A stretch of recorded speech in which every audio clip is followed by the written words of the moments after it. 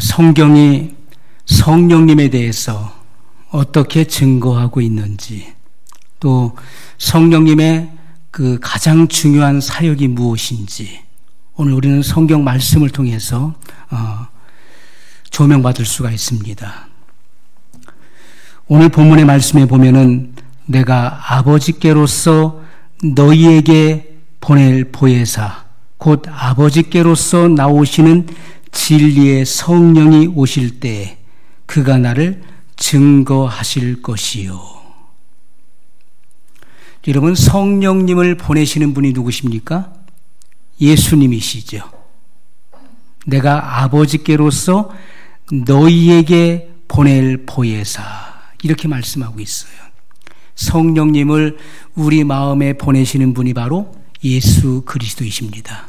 이 땅에서 우리의 죄를 위해 십자가에 달려 죽으시고 구속을 완성하신, 그리고 부활하시고 하늘로 승천하셔서 하나님 보좌 우편에 계신 예수 그리스도께서 보혜사 성령을 우리 마음 가운데 보내주신다라고 말씀하고 있어요. 그리고 성령님은 어디로부터 나오십니까? 곧 아버지께로서 나오시는 진리의 성령이 오실 때 성령님은 아버지께로부터 나오신다라고 말씀하고 있어요. 그러면 성령님의 확실한 중요한 사역이 무엇입니까? 그가 나를 증거하실 것이요. 성령님의 가장 핵심적인 중요한 사역은 예수 그리스도를 증거하신다는 것입니다. 예수님이 누구신지 예수님을 부각시키고 그리고 그분을 증거하시는 분이 바로 성령님이시라고 말씀하고 있습니다. 그러므로 예수님께서는 제자들에게 성령님을 소개하면서 그분은 진리의 성령이라고 말씀하셨던 것입니다. 예수님은 이 땅에 계실 때 내가 곧 길이요 진리요 생명이니 나로 말미암지 않고는 아버지께로 올 자가 없느니라 말씀했어요. 내가 곧 진리다. 그러므로 성령님은 진리의 성령이시다. 그러므로 내가 너에게 말한 모든 것들을 가르치시고 생각나게 하시고 장래일을 알게 하시는 분이시라고 증거했던 것입니다. 왜 성령님을 가리켜서 진리의 성령이라고 부르는가? 우리가 진리를 통해서만 성령님은 역사하시기 때문에 그분은 진리의 성령님이십니다. 그러므로 우리가 비성경적인 복음, 진리를 떠난 복음이 있어요. 그리고 거짓 교리를 믿고 있으면서 성령을 받았다고 주장하게 되면 문제가 있는 것입니다. 자, 이런 사람들은 자신이 경험하고 있는 어떤 꿈이나 환상이나 기적이나 은사나 그리고 성령의 음성을 듣는다고 하는 것이 정말 성령으로부터 온 것인지 아니면 마귀의 속삭이는 음성을 듣는 미혹인지를 검증해야 되는 것입니다. 반드시 하나님의 말씀, 정확무한 변할 수 없는 이 진리의 말씀에 비추어서 자기 자신의 신앙을 점검받아야 되는 것입니다. 여러분, 우리가 거짓 복음 그리고 비성경적인 교리를 믿고 있으면서 그리고 진정한 그런 회개가 없는 또 회개의 열매가 맺혀지지 않는 사람들에게 성령님께서 기적을 경험하게 하시고 각종 각양 은사를 주신다면 사도 바울이 성령의 열매를 강조할 이유가 없는 것이죠. 아무에게나 무분별하게 성령의 은사를 나눠주고 어떠한 신비한 성령의 역사를 체험하게 하신다면은 사도 바울이 굳이 성령의 열매를 강조할 이유가 없을 것입니다. 그리고 미혹해 하는 영과 마지막 때에 미혹해 하는 영과 귀신의 가르침을 주의하라고 하는 이러한 경고를 전해줄 필요가 없는 것이죠. 여러분, 선지자 이사야는 진리의 영과 거짓의 영을 분별하는 아주 중요한 기준을 우리에게 말씀해 주고 있다는 것입니다. 어떤 이들은 지금은 신약시대인데 구약 성경을 왜 봅니까? 라고 말씀하는 분도 있어요. 여러분, 구약이나 신약이나 우리가 서로 짝이 있는 것이고, 그리고 하나님의 말씀은 1.1획도 변개할 수 없는 진리인 것입니다. 절대 진리의 말씀이에요. 자, 이사야 선지자는 진리의 영과 거짓의 영을 분별하는 아주 중요한 기준을 우리에게 밝혀주고 있어요. 이사야 8장 20절에 마땅히 율법과 증거의 말씀을 쫓을지니, 율법과 증거의 말씀을 쫓을지니, 그들의 말하는 바가 이 말씀에 맞지 아니하면 그들이 정령이 아침 빛을 보지 못하고, 이렇게 말씀했습니다. 여러분, 이사야 선지자 시대에도 많은 거짓 선지자들이 있었죠. 거짓 복음을 증거하는 자들이 있었습니다. 거짓 가르침을 말하는 자들이 있었어요. 오늘날도 마찬가지입니다. 자, 우리는 마땅히 율법과 증거의 말씀을 쫓아야 된다는 거예요. 그것을 따라야 되는 것입니다. 율법과 증거의 말씀을 따라가야 돼요. 그들의 말하는 바가 이 말씀에 맞지 아니하면, 성경 말씀과 일치되지 않는다면, 그들의 말하는 것, 그들의 증거하는 것, 그들의 또 삶의 모든 행위가 이 말씀에 맞지 아니하면 그들이 정령이 아침 빛을 보지 못한다. 아침 빛이 뭡니까? 새벽별이지요. 나는 광명한 새벽별이다. 예수님께서 그렇게 말씀하셨어요. 광명한 새벽별, 그것은 바로 태양을 의미하는 것입니다. 아침을 밝히는, 어둠을 종식시키고 그리고 새로운 날을 밝혀주는 해를 의미하는 것입니다. 우리가 하나님의 말씀과 일치되지 않는 언어, 일치되지 않는 삶을 살아갈 때 그들은 아침 빛을 보지 못한다. 광명한 새벽별이신 예수 그리스도를 다시 볼 수 없는 것이라고 말씀하고 있는 것입니다.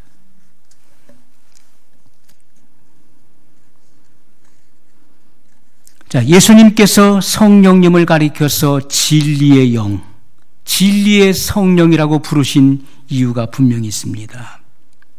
그것은 우리가 성경 말씀을 상고할 때 성령님께서는 진리가 무엇인지를 가르쳐 주시고 깨닫게 하신다는 것입니다.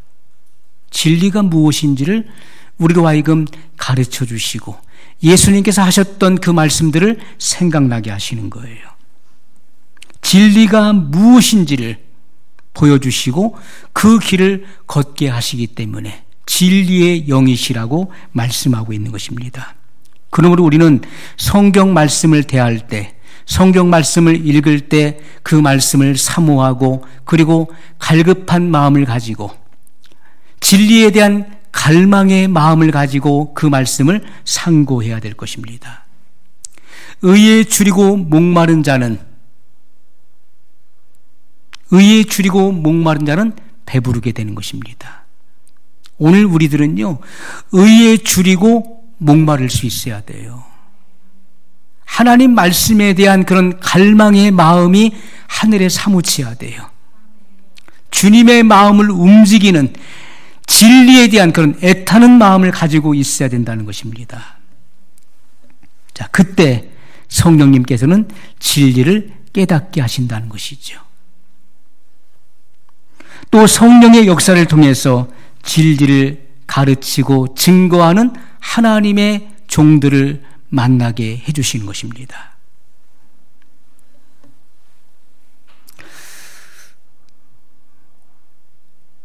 여러분, 우리가 그 사도행전을 보게 되면은 그 당시 이디오피아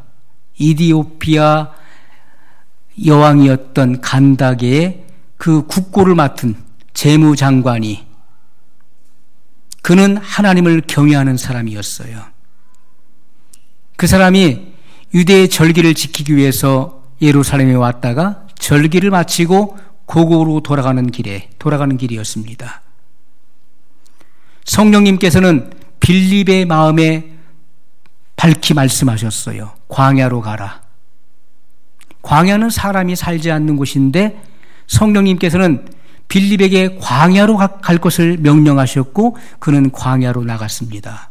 갔더니 그 이디오피아 여왕의 그 재무장관이 그 고국으로 돌아가고 있는 길이었어요. 그를 만나게 됩니다. 가까이 가라. 성령의 음성에 순종해서 가까이 갔을 때 그가 이사야서를 읽고 있었어요. 그래서 물었습니다. 내가 읽는 것을 깨닫느냐? 아니다. 나는 성경을 읽고 있지만은 이 성경의 비밀을 가르쳐주는 이가 없는데 내가 이 말씀을 어떻게 알 수 있느냐? 당신이 이 말씀의 뜻을 안다면은 이 마차에 올라서 가르쳐 주시오. 빌립이 그 마차에 올라서 그에게 이 성경 말씀을 자세히 풀어줍니다. 그때 거기 마침 물이 준비돼서 사막에 광야에 오아시스가 있었어요. 이곳에 물이 있으니 내가 세례받는 일을 어찌 주저하리요. 그래서 그는 세례를 받고 흔연히 기쁨으로 본국으로 돌아갔고 그리고 그 본국에 이 복음을 전파하게 된 것입니다. 그러므로 1900년대 초반까지만 해도 이디오피아는 세계 강국이었습니다. 왜요? 기독교 복음이 전파됐기 때문에. 1900년대까지 초까지 이디오피아는 세계 강국으로 있었는데 그 나라가 잘못된 그런 거짓 복음들이 들어와 장악함으로 몰락하게 된 것입니다. 여러분, 우리가 성령을 받게 되면 성령님께서는 내 안에서 어떠한 일을 하시는지를 우리는 성경을 통해서 깨달아야 되는 것입니다.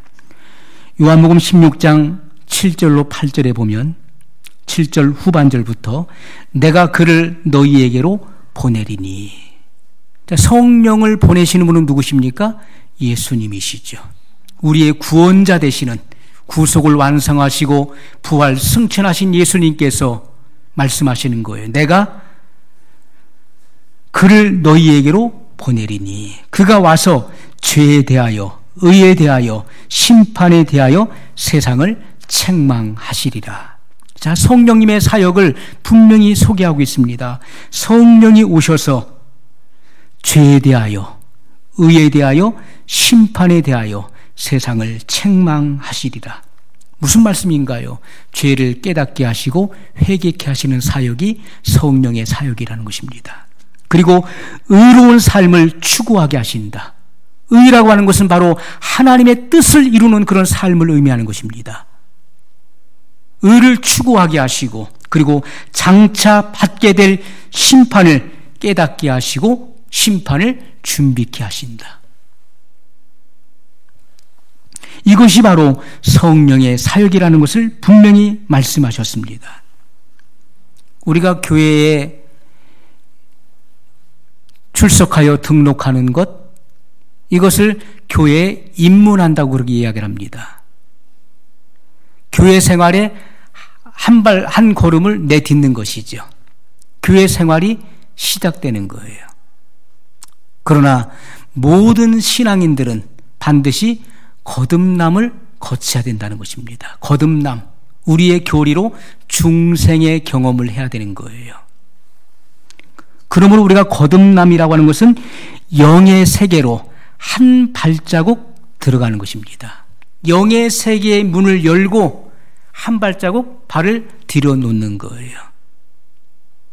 거듭남이라고 하는 것은 구원의 시작을 알리는 것입니다. 그러면서 그는 하나님의 말씀, 처음에는 단단한 식물을 먹지 못하기 때문에 그는 그리스도도의 초보인 젖을 먹는 것입니다. 기초적인 하나님의 말씀을 먹고 마시는 거예요.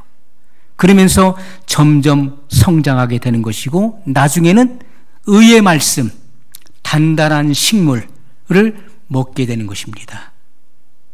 그러므로 그는 그리스도의 장성한 분량까지 이르게 되는 거예요. 장성한 분량. 그리스도의 정결한 신부로 단장되어 가는 것입니다.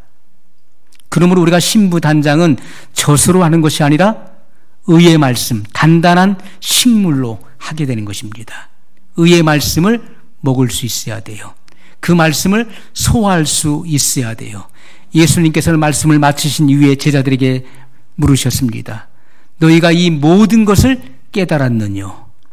그러하오이다. 예, 주님이 하신 말씀을 우리가 이해하고 다 소화하였습니다. 우리는 주님의 입으로 나오는 모든 말씀으로 사는 것입니다. 모든 말씀이에요. 신약의 말씀뿐만 아니라 구약과 신약의 모든 말씀, 하나님의 의의 말씀을 영의 양식으로 취하고 섭취함으로써 우리는 성장하게 되는 것입니다.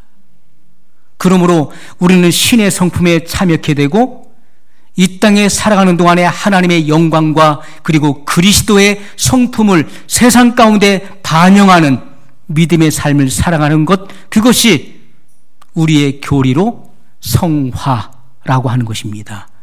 그리스도인의 완전이라고 부르는 것입니다.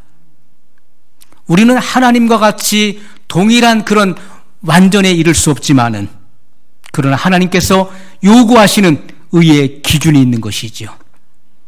그것이 바로 하나님의 율법, 계명과 성품이라고 하는 것입니다. 신의 성품에 참여하는 것, 하나님의 말씀을 준수하는 그런 믿음의 생애를 살아가는 것, 그것이 바로 하나님께서 요구하시는 의의 기준이라고 하는 것입니다. 그들이 바로 휴거될 자격을 갖춘 자들이고 마태복음 5장, 6장, 7장에 나오는 산상수훈, 바로 그리스도의 품성이 성품화된 그리스도인들의 삶을 우리에게 보여주고 있다는 것입니다. 그러므로 우리는 하나님의 말씀에 대한 갈급한 마음을 가져야 돼요. 항상 더 알고자 하는 마음, 주님을 만나길 원하는 그러한 간절한 소원을 가져야 될 것입니다. 자, 성령을 받은 사람들에게 성령이 오셔서 죄를 깨닫게 하시고 회개케 하시고 의로운 삶을 추구하게 하시고 장차받을 심판을 깨닫고 준비하게 하신다는 것입니다. 이것이 바로 성령의 거룩한 사역이에요. 자, 구원이 시작된 성도들, 거듭남의 경험을 통해서 구원이 시작된 성도들은 궁극적 구원에 이르기까지 구원의 경험을 유지할 수 있도록 성령님께서 날마다 인도해 주시는 것입니다. 세상의 유혹이 찾아올 때, 세상의 미혹이 순간순간 시시각각으로 다양하게 찾아올 때 성령님께서는 우리 양심의 세미한 음성으로 들려주시는 거예요. 어떻게 들려주십니까? 이 길이 정론이 이 길로 가라, 이렇게 말씀하신다는 거예요. 자, 이와 같은 방법으로 말씀하신다는 것입니다. 이 길이 정론이 이 길로 가라. 여러분, 이사야 30장 21절에 선지자 이사야를 통해서 분명히 제시하셨습니다. 너희가 오른쪽으로 치우치든지 왼쪽으로 치우치든지 내 뒤에서 말소리가 내 귀에 들려 이르기를 이것이 바른 길이니 너희는 이리로 가라 할 것이며. 아멘. 이것이 바로 성령님의 사역입니다. 이사야 선지자는 예수님께서 이 땅에 오셔서 구속을 이루시고 그리고 믿는 자들에게 성령을 그 마음에 보내셔서 하실 성령의 거룩한 사역에 대해서 증거하셨어요. 너희가 오른쪽으로 치우치든지 왼쪽으로 치우치든지. 왜요? 우리가 진리를 알고 정로를 걸어가야 되는데 때로는 좌로나 우로나 치우치게 된다는 거예요. 진리를 벗어났을 때 내 뒤에서 말소리가 내 귀에 들려 이르기를, 언어가 들린다는 거예요. 소리가 들린다는 거예요. 말소리가 내 귀에 들려 이르기를 이것이 바른 길이니 너희는 이리로 가라 할 것이며, 이렇게 말씀하고 있어요. 그러므로 성령님은 우리를 모든 진리 가운데로 인도하신다고 예수님께서 약속하셨잖아요. 성령이 오시면 너희를 모든 진리 가운데로 인도하실 것이다. 너희가 좌로나 우로나 치우칠 때 성령이 너희 마음속에 세미한 음성으로 말씀하시고, 그것은 잘못된 길이니 이 길로 가라. 넓은 길은 멸망의 길이니 좁은 길을 가라. 그렇게 우리에게 알려주시고 가르쳐 주신다는 것입니다. 빌립보서 2장 13절에 보면 너희 안에서 행하시는 이는 하나님이시니 자기의 기쁘신 뜻을 위하여 너희로 소원을 두고 행하게 하시나니. 자, 너희 안에서, 믿는 자 안에서 워크, 일하시는 분, 행하시는 분은 하나님이시다. 그 하나님은 바로 삼위 하나님, 바로 삼위일체 중에 세 번째 위격이신, 우리가 성부, 성자, 성령, 삼위라고 하는 것은 미니스트리, 그분의 바로 직임을 의미한다고 했습니다. 직임은 다르지만은 그러나 일체, 바로 하나로, 한 몸으로, 하나로 일을 하시는 바로 삼위일체 하나님을 성경은 말씀하고 있죠. 자, 그러므로 우리가 성부, 성자, 성령은 수직의 관계가 아닙니다.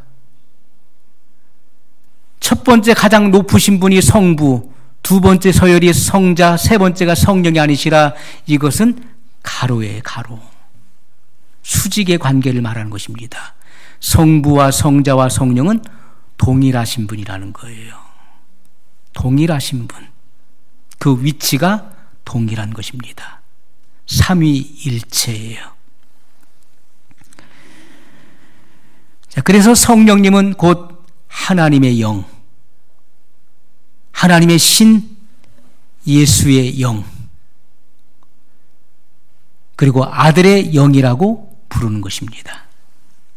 그리고 성부와 성자의 영이 동일하게 성령이시라는 것이죠. 성자와 성령의 인격은 동일한 것입니다. 그러므로 나를 본 자는 아버지를 보았거늘 나와 아버지는 하나이라고 예수님은 분명히 말씀하셨던 것입니다. 성령은 아버지로부터 나오는 것이고 예수님께서 그 성령을 믿는 자 마음에 보내셔서 하나님을 아바 아버지라 부르짖게 하시고 예수님을 나의 주님이시라 고백하게 하시고 성령이 친히 우리 영으로 더불어 우리가 하나님의 자녀인 것을 증거하신다고 성령의 사역을 분명히 밝혀주셨습니다. 자, 이렇게 성령님께서는 분명히 우리가 좌우로 치우치지 않고 정로를 걸어갈 수 있도록, 진리의 길을 걸어갈 수 있도록 인도하시는 분이심을 말씀하셨어요. 너희 안에서 행하시는 일하시는 분은 곧 성령 하나님이시니 자기의 기쁘신 뜻을 위하여 너희로 소원을 두고 행하게 하시나니. 성령님은 우리의 마음속에 성령의 소욕을 일으키신다는 거예요. 우리가 육신의 소욕대로 살지 않고 성령의 소욕대로 살게 하시는 거예요. 하나님의 영 외에는 누가 하나님의 마음을 알 수 있겠습니까? 이와 같이 사람도 사람의 영 외에는 내 마음을 알 자가 누가 있겠습니까? 그것처럼 하나님의 본질적인 뜻을 알고 계시는 성령님께서 성도들의 마음에 계셔서 하나님의 뜻을 성취할 수 있도록 우리의 마음속에 성령의 소욕을 일으키시고 그 길을 걷도록 하신다는 것이죠. 하나님의 뜻이 무엇입니까? 자기의 기쁘신 뜻, 하나님의 기뻐하시는 뜻이 뭡니까? 우리의 영달과 성공이 아니라 성도의 궁극적 구원의 목적에 이를 수 있도록 성도들이 이 땅에서 죄악을 버리고 죄를 무력화시키고 그리스도의 성품과 하나님의 영광을 드러내다가 그리고 천국에 입성하는 것이 하나님의 뜻이라는 것입니다. 궁극적 구원의 성취, 그것을 이루기 위해서 우리 마음속에 강력한 소원을 불러일으키시면서 인도해 주신다는 거예요. 그렇기 때문에 성령을 받은 사람들은요, 우리가 진리의 말씀에 충성하고자 하는 그런 소욕이 강하게 일어나는 거예요. 하나님의 말씀을 순종하기 위해서 내 목숨까지도 불사하게 되는 것입니다. 하나님 말씀을 지키기 위해서라면 그 어떠한 곳에도 저항할 수 있는 것이고, 하나님 말씀을 지키기 위해서 생명을 조금도 귀한 것으로 여기지 않게 되는 것입니다. 여러분, 예수님이 없이는 죄사함을 기대할 수 없는 것입니다. 예수님이 없는 죄 용서가 있을 수 있나요? 그것은 상상할 수도 없는 것입니다. 우리의 죄 문제가 해결되지 않으면 우린 지옥 가는 거예요. 그렇기 때문에 반드시 이 땅에 사는 동안에 죄 문제가 해결돼야 되는 것입니다. 왜 그렇습니까? 죄의 싹은 사망이라고 하나님께서 선언하셨잖아요. 모든 사람이 죄를 범하였음에 하나님의 영광에 이르지 못한다라고 주님은 분명히 말씀하셨어요. 하나님의 의의 기준에 도달할 수 없다. 그러므로 영원한 멸망에 처해진다는 것을 말씀하셨어요.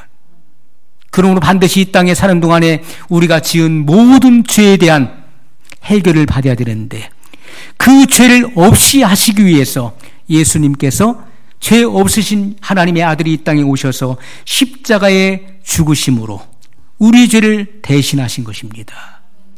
그것이 바로 구속의 사건이에요. 예수님이 없는 구원은 있을 수가 없어요. 예수님이 없는 죄사함, 죄에 대한 용서, 이것은 있을 수가 없는 거예요. 마찬가지로 성령의 역사가 없는 회개는 있을 수가 없는 것입니다. 나 회개했는데? 자력으로 회개하는 것은요, 그것은 진정한 회개라고 볼 수 없는 것입니다. 그것은 입술로 고백하고 다시 또 그 죄를 반복하게 되는 거예요. 그러나 성령의 감동으로, 성령으로 회개하는 사람은 정말 창자가 뒤틀리고 끊어지는 듯한 그런 통회의 마음을 갖게 되는 거예요. 단순하게 죄를 용서받지 못하면 지옥 가기 때문에 그 죄를 용서받으려고 기도하는 것이 아니라, 진정한 회개, 진정한 통회는, 회개에 합당한 열매를 맺는 그런 회개는 내가 죄를 지음으로 주님의 십자가에 다시 못을 박는 그런 아버지의 마음을 아프게 해드린 그 죄를 회개하는 것입니다. 주님의 마음에 고통을 준, 주님의 마음을 아프게 해드린 그 죄를 회개하는 거예요. 그러므로 그는 바꿔지는 것입니다. 그는 변화되는 거예요. 그 죄를 경멸하게 되는 것이고, 죄를 미워하게 되는 것이고, 죄로부터 완전히 돌아서게 되는 것입니다. 방향 전환을 하게 되는 것이죠. 그렇기 때문에 회개에 합당한 열매가 맺어지게 되는 것이죠. 그것이 성령으로 하는 회개인 것입니다. 성령의 역사가 없는 진정한 회개는 상상할 수 없는 것입니다. 있을 수가 없는 거예요. 탕자의 사건도 그렇습니다. 탕자가 아버지의 모든 재산을 탕진하고 뭐라고 합니까? 내가 이제 아버지께 돌아가리라. 내가 아버지께 돌아가야 되겠다는 그런 결심을 갖게 돼요. 그것이 자력으로 스스로 하게 된 결심인가요? 그렇지가 않습니다. 성령의 역사가 없이는, 거기서 말하는 탕자의 아버지는 바로 하나님 아버지를 말씀하고 있는 것이죠. 탕자는 바로 죄인인 우리를 말하는 것입니다. 아버지에게는 두 아들이 있었어요. 큰 아들과 둘째 아들이었습니다. 큰 아들은 유대인을 상징하는 것이고, 둘째 아들은 이방인을 말하는 것입니다. 오늘 우리는 이방인인 우리들, 우리 과거에 이방인이었던 우리는 아버지의 품을 멀리 떠나 있었어요. 우리는 죄로 인해서 아버지와 멀리 단절되어 있었습니다. 그러나 탕자가 아버지께로 돌아갈 결심을 하게 된 것은 하나님께서 성령을 그에게 보내사 그의 모든 환경을 조성하시고 그러한 찌들림과 고통과 가난 가운데서 아버지를 생각하게 하셨다는 거예요. 구원의 하나님을, 독생자를 보내시는 그 아버지의 그 사랑을 생각하게 하셨다는 것이죠. 그리고 아버지께로 돌아가게 하셨다는 것입니다. 그것은 제 말이 아니라 성경이 그것을 증거하고 있는 거예요. 성경이 뭐라고 말씀합니까? 아무라도 성령으로 아니하고서는 아버지께로 올 자가 없느니라, 이렇게 말씀했어요. 아무라도 성령으로 아니하고서는 예수를 주시라 할 자가 없느니라, 이렇게 말씀하셨어요. 성령의 역사가 없는데 어떻게 우리가 하나님께로 나올 수 있습니까? 성령님의 역사가 없는데 우리가 어떻게 예수님을 믿을 수 있을까요? 성령님의 역사가 없이 우리가 어떻게 진정한 통해가 있을 수 있을까요? 성령의 역사가 없이 우리가 어떻게 거듭날 수 있을까요? 그러므로 성령의 역사가 없이 구원받았다는 것은 잘못된 거예요. 그건 이단의 가르침입니다. 성령의 역사가 없이 그가 변화됐다는 것은 잘못된 거예요. 그것은 변화된 척하는 것이죠. 그의 의식 가운데 선한 자아를 발동해서 선한 척하는 것이죠. 그러나 그의 의식과 무의식의 깊은 이면에는 그런 전적으로 타락하고 부패한 그런 속성을 여전히 가지고 있는 것이고 하나님에 대한 반역적인 그런 생각들을 가지고 있는 것입니다. 결정적인 순간에 하나님을 반역하는 그런 행위가 나오게 돼 있는 거예요.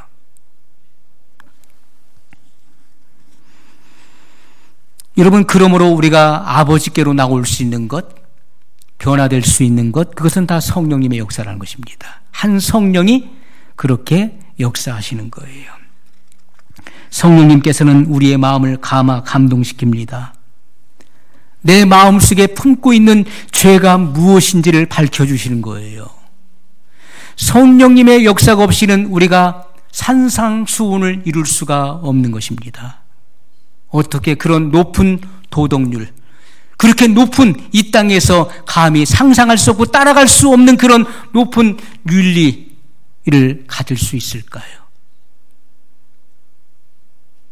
누가 내 오른편 뺨을 치거든 왼편도 기꺼이 돌려대라. 그것이 하나님 자녀들의 성품이라는 거예요.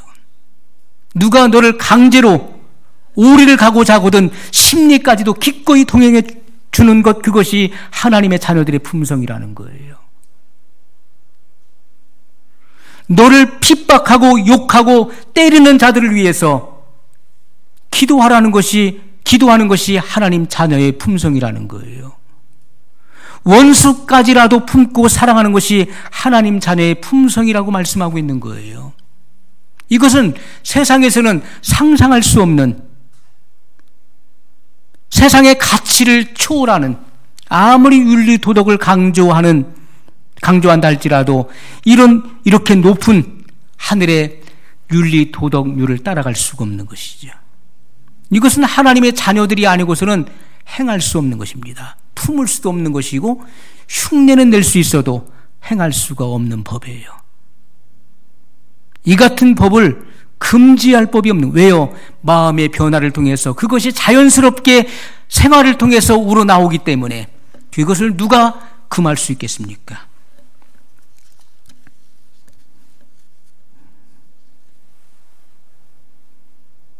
누가 너의 겉옷을 갖고자 원한다면 속옷까지도 벗어주는 것이 바로 하나님 자녀들의 성품이라는 거예요. 그것이 성경이 말씀하고 있는 바로 성령의 사람, 하나님의 자녀들을 말씀하고 있는 것입니다. 여러분, 성령의 밝은 빛에 의해서 어둠은 감출 것이 없는 것입니다. 칠흑같이 어두워도 불이 들어와 보십시오. 그러면 어둠은 존재할 그런 입지를 얻지 못하는 것입니다. 어둠이 어디 한 구석에 있을 수 있나요? 어둠이?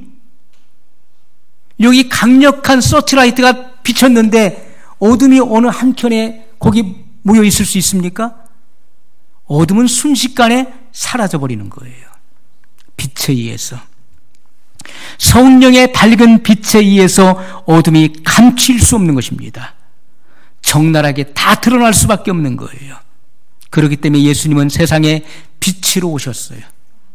빛의 말씀을 증거하시기 때문에 사람들은 자기 속에 있는 이 더러운 죄들, 그 위선적인 마음의 속성들이 드러날까봐 두려워서 그 빛 가운데 나오지 않았다고 성경은 증거하셨던 것입니다. 하나님의 거룩하심 그리고 절대 의로우심 앞에 나의 비천함과 그리고 나의 죄의 더러움을 볼 수 있어야 되는 거예요. 그래야 그 사람은 겸손해지는 거예요. 아무리 높여주고 칭찬해도 그 사람은 절대로 교만해질 수 없는 거예요. 십자가 밑에 나가서 죄를 통회하고 십자가 밑에서 내 죄를 용서하기 위해서 내 죄의 문제를 해결하기 위해 십자가에 달리신 피 흘리시는 예수 그리스도를 바라보는 사람이 어떻게 교만해질 수 있을까요? 누가 나를 칭찬해주고 띄워준다고 해서 교만해지는 것은요, 십자가 밑에 나간 경험이 없기 때문에 그런 것입니다. 십자가에 달리신, 나를 위해 십자가에 대신 달리신 예수님을 바라본 경험이 없기 때문에 그런 거예요.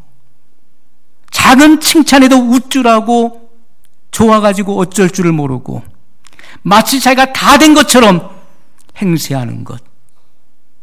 그 사람은 주님을 만나지 못한 사람이에요. 십자가 밑에 나아가 예수 그리스도의 십자가를 바라본 사람들은 겸손해지는 거예요. 오늘 갑자기 수십억, 수백억이 들어와도 그 사람은 그 돈 때문에 시험에 들거나 그 마음이 달라지지 않는 것입니다. 수많은 사람들이 나를 따르고 나를 존경하고 인기가 높아져도 그 사람은 달라지지 않는 거예요. 그런 사람은 진정한 구원의 경험을 한 사람이에요. 그런 사람은 성령을 받은 사람이에요.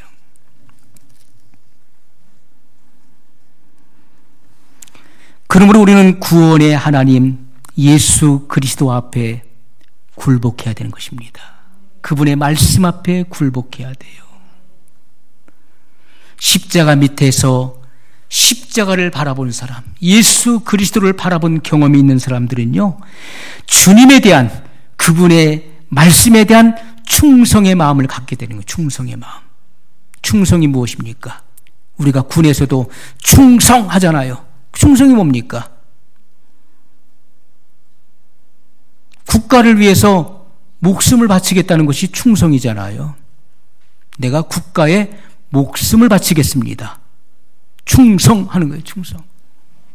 우리가 하나님 말씀에 대해서 예수 그리스도에 충성한다는 것은요, 그분, 나를 불러주신 예수 그리스도, 그분과 그분의 말씀을 내가 지키기 위해서 목숨을 바치겠다는 거예요. 충성의 마음이 새겨지는 거예요. 주님의 십자가의 보혈, 그리고 그분이 베푸신 사랑, 그 사랑에 의해서 죄의 사함을 받고 정결하게 되어서 하나님과의 교제를 사모하게 되는 것이죠. 자, 그런 사람이 온 마음을 다해서 하나님의 말씀과 하나님의 계명에 순종하기 원하는 소원으로 사로잡히게 된다는 것입니다. 자나깨나 어떻게 하면 하나님을 기쁘시게 할까? 하나님이 무엇을 기뻐하실까? 내가 어떻게 하면 하나님의 뜻을 성취할까? 그것을 늘 생각하게 되는 거예요. 세상 근심은 무익한 것입니다. 그러나 하나님을 위한 근심이 있어요. 그것은 하나님의 나라가 확장되는 것, 하나님의 뜻을 이루는 것, 그리고 하나님이 기뻐하시는 일을 행하는 것, 그것을 고심하는 것을 가리켜 하나님을 위한 근심이라고 말하는 거예요, 성경이. 이것이 바로 성령을 체험하고 성령의 인도를 받고 있는 그리스도인의 참된 모습인 것이죠. 자, 예수님께서 2000년 전에 이 땅에 오셔서 제자들을 부르시고 자기의 원하는 자들을 부르시고 그들과 함께 온 유대와 갈릴리를 두루 다니시면서 가르치셨어요. 인도하셨습니다. 예수님께서 그들을 위로하셨고 그들을 가르치셨고 때로는 그들의 잘못된 부분을 책망도 하셨고 도우셨던 것처럼 예수님께서 보내시는 성령님께서도 동일하게 그렇게 역사하신다는 것입니다. 예수님께서 하셨던 방법 그대로 우리에게 행하신다는 거예요. 그것이 예수님의 약속입니다. 요한복음 14장 16절에 내가 아버지께 구하겠으니, 여러분, 하나님의 아들의 기도는 다 응답되는 거예요. 예수님의 기도는 다 응답되는 거예요. 내가 아버지께 구하겠으니. 자, 요한복음 14장에 있는 말씀입니다. 14장 16절. 그가 또 다른 보혜사를 너희에게 주사 영원토록 너희와 함께 있게 하시리니. 자, 그가 또 다른 보혜사를 너희에게 주사. 또 다른 보혜사. 성령님은 또 다른 보혜사예요. 알로스 파라클레토스예요. 다르다. 알로스. 파라클레토스는 성령님이시죠. 다른 보혜사. 이 말씀은 예수님은 이 땅에 계실 때 보혜사로 계셨다는 것을 말씀하고 있는 것입니다. 예수님은 이 땅에 계실 때 보혜사이셨어요. 그러므로 내가 이 땅에서 구속을 완성하고 그리고 너희를 의롭다 하기 위해 내가 제3일 만에 부활할 것이다. 그리고 하늘로 승천하게 되면 내가 다른 보혜사를 너에게 보낼 것이다. 이렇게 약속하셨어요. 자, 우리가 이 보혜사, 컴포더, 이 보혜사라고 하는 말은 위로하는 자를 말하고 위로하는 자, 위로자예요. 곁에 와서 도와주시는 분, 조력자를 의미하는 단어인 것입니다. 항상 내 곁에 와서 내 곁에 계셔서 나를 위로해 주시고 도와주시는 분이 바로 성령 하나님이시라는 것입니다.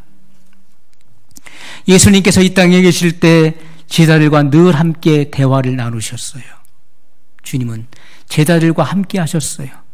대화를 나누시고 진리를 가르쳐 주시고 깨닫게 하시고 책망하시고 그리고 그들의 모든 슬픔과 괴로움을 어루만져 주셨어요. 그리고 그들이 마땅히 걸어가야 될 길을 제시해 주셨고 마땅히 해야 될 일과 가야 될 길을 보여주셨던 것입니다. 그것처럼 성령님께서도 우리의 육안으로는 볼 수 없지만은 예수님께서 하셨던 동일한 사역을, 동일한 역할을 우리에게 행하고 계신다는 것이죠. 예수님께서 부활하신 후에 40일 동안을 땅에 계셨습니다.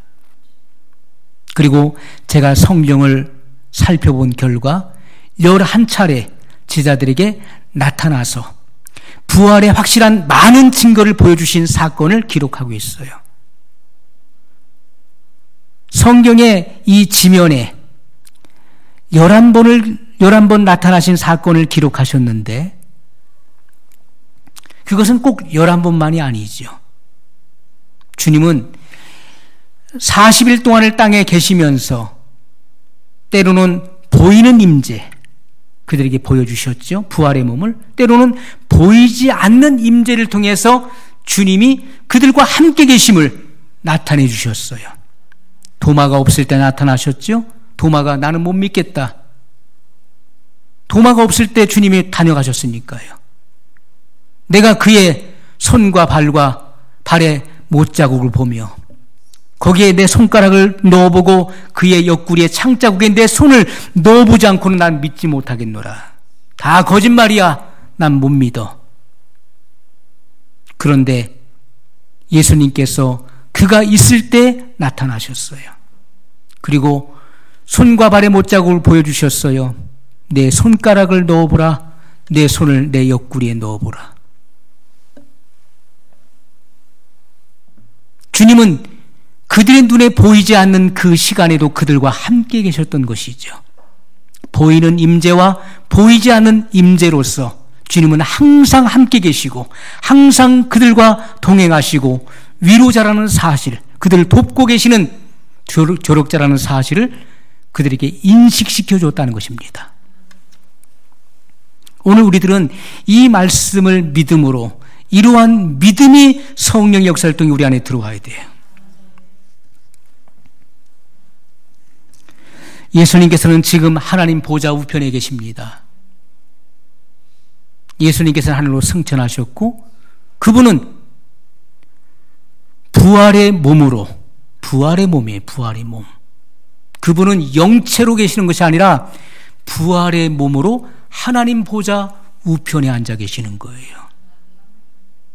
우리가 주님을 만나 뵀을 때 휴거되어서 공중에서 예수님을 만나든지 아니면 7년 대환란을 통과해서 순교해서 주님을 만나든지 우리가 주님을 배울 때 그 손과 발의 못자국을 보게 될 것입니다. 우리가 찬송가에도 나오죠. 못자국을 보아 알겠네. 나를 위해서 찢겨지신, 나를 위해서 내 죄를 용서하기 위해서 피 흘리신 그 주님의 그 사랑의 흔적을 보게 될 것입니다. 그 앞에 아마 우리는 꼬꾸라질 거예요. 그 사랑 앞에 우리는 굴복될 것입니다. 나 같은 것이 무엇이간데 이렇게 비천한 자를 위해서 피 흘려주시고 구원하신 그 사랑에 우리는 굴복하게 되는 것이죠. 그것을 이 땅에서도 우리가 경험해야 된다는 거예요. 이 땅에서도. 그래서 그리스도의 장성한 분량에 이르는 것, 그것이 아버지의 소원이고 아버지의 뜻이라는 것입니다. 신의 성품에 참여하게 되는 것, 그것이 성령님의 간절한 소원이에요. 예수님께서는 지금 아버지 보좌 우편에 계시지만은 예수님은 보혜사 성령을 우리 가운데 보내주셨습니다. 믿는 자 가운데 보내셔서 우리 곁에서 인격적으로 위로하시고 도와주시고 인도하시고 가르쳐 주시는 거예요. 성경의 진리를 갈급한 마음으로 학습자의 자세를 가지고 이 말씀을 들여다볼 때 깨닫게 하시는 거예요. 나의 어두운 눈을 열어주시는 거예요. 제가 말씀을 날마다 볼 때 그럽니다. 하루도 말씀을 안 보는 날이 없죠. 말씀을 매일같이 보고 매일같이 말씀을 탐구합니다. 그러면서 그렇게 기도해요. 주여, 저의 이 어두운 눈을 열어 주옵소서. 성령의 밝은 빛으로 진리를 깨닫게 하옵소서. 그렇게 기도하는 거예요. 제가 성령님을 사모합니다. 하나님의 진리를 더 깊이 알아가길 원합니다. 주님의 마음을 품기 원하고 주님의 뜻을 성취하길 원합니다. 성령님이시여 도와주시옵소서. 그렇게 기도하는 것입니다. 여러분도 동일한 마음을 가져야 될 것입니다. 그럴 때 성령님께서는 깨닫게 하시는 것입니다. 우리는 온 마음을 다해서 성령님을 구해야 돼요. 하나님 아버지, 성령을 주시옵소서. 성령의 충만함을 주시옵소서. 성령의 충만하다는 것은 풀레스예요. 풀레스. 충만하다, 꽉 찬다, 가득 찬다. 성령의 지배를 받는다는 말씀인 것이죠. 그럴 때 우리는 성령의 거룩한 임재와 그리고 성령님과 친밀해질 수 있는 거예요. 성령님과 친밀해질 때 우리는 성령의 세미한 음성을 들을 수 있는 것입니다. 우리의 양심에 말씀하시는 성령의 세미한 음성을 들을 수 있게 되는 거예요. 친밀하지 않으면 그 내면을 보여주지 않는 거예요. 저와 친밀하지 않은데 제가 제 속을 열어서 보여주겠습니까? 공개하겠습니까? 절대 안 하죠. 그러나 친밀해지면 어떻습니까? 다 내어 보여주는 거예요. 나 이런 사람이야. 우리가 성령님과 친밀해질 때 그분의 세미한 음성이 들려오는 거예요. 오늘날 많은 신앙인들이 오랫동안 예수님을 믿고 교회 생활을 했습니다. 어떤 사람은 모태신앙이고 어떤 사람은 어렸을 때부터 신앙생활을 해온 사람이 있습니다. 그러나 성령님에 대해서 무지한 사람들이 너무나 많다는 거예요. 성령님이 너무나 생소한 거예요. 그리고 성령과 전혀 상관없는 삶을 살아가고 있다는 거예요. 나는 나대로, 성경은 성경대로. 나는 내 갈 길을 가고 성령님은 따로 계시는 거예요. 성령님에 대해서 하루에 단 한 번도 생각하지 않고 성령님을 인식하지 못하고 하나님의 뜻을 생각지도 않고 살아가는 사람이 얼마나 많이 있습니까? 그렇기 때문에 종교인인 것입니다. 종교 생활을 하는 사람들이에요. 어떻게 성령 받은 사람이 성령님을 잊어버리고 살 수 있습니까? 어떻게 하나님의 뜻을 생각지 않고 살아갈 수 있을까요? 신앙의 연조들을 자랑하지만은 나는 신앙생활 나는 옛날부터 했어. 당신과는 게임이 안 돼. 우리 신앙은 대대로 신앙의 가정이야. 아주 역사가 깊은 그런 신앙의 그런 내력을 가지고 있어. 하지만 성령 받는 것이 무엇인지도 모르고 성령님과 교제를 나눈다는 것이 어떤 경험인지도 모르고 살아가는 신앙인들이 너무나 많이 있다는 것이죠. 자기 어떤 인위적인 방법, 자의적인 방법을 통해서 성령을 경험해 보려고 느낌이나 그리고 감정으로 성령의 임재를 체험해 보려고 노력하는 이들도 많이 있어요. 우리는 성령님이 누구신지를 알아야 되는 것입니다. 성령님이 어떤 분이신지. 성령님을 바로 알게 될 때 우리의 신앙은요, 분명하고도 확실한 변화가 일어나게 되는 것입니다. 그러한 삶을 우리가 추구해야 되는 것이고 그러한 믿음의 생활을 할 수 있도록 아버지 앞에 간청해야 되는 것입니다. 오늘 말씀을 기억하면서 우리 간절한 마음으로 같이 기도하겠습니다.